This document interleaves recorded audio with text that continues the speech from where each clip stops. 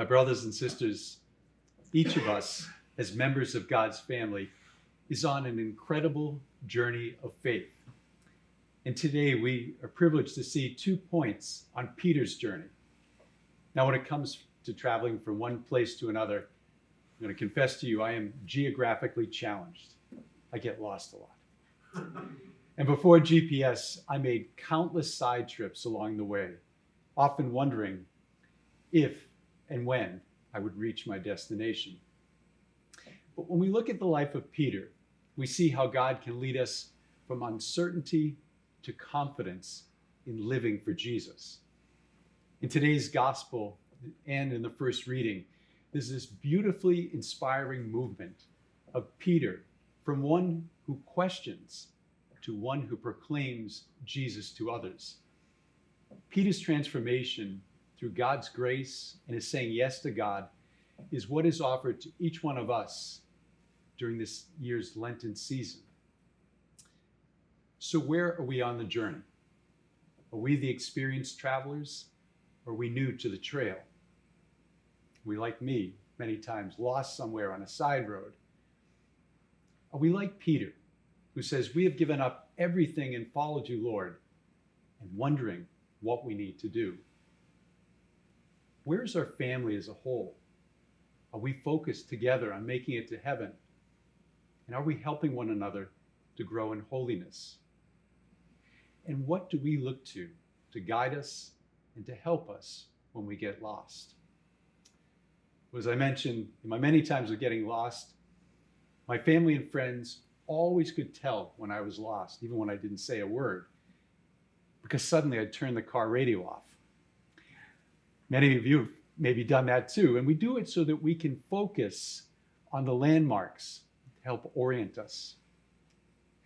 Lent is the time when we turn off certain distractions, even good distractions, either entirely or at certain times in our day, to help us to take stock of our lives, beginning with God, our relationship with Him, our relationship with our family and our friends.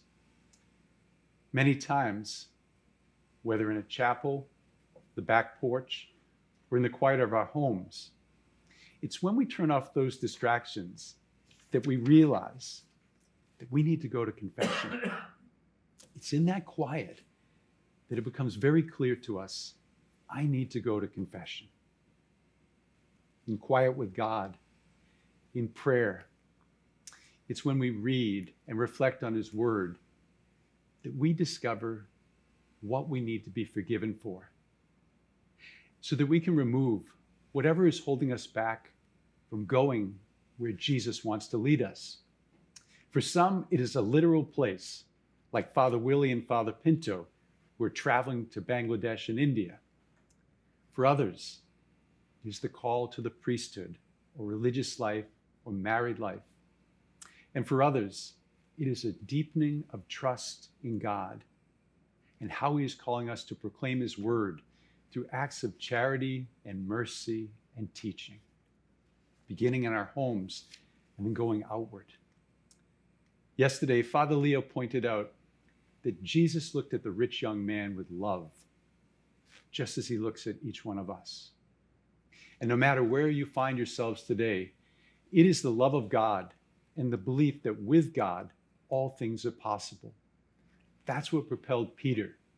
And that's what can inspire us to follow Jesus wherever He is leading us this day. And it is always to something better than we could ever imagine. And it is always on the way to heaven.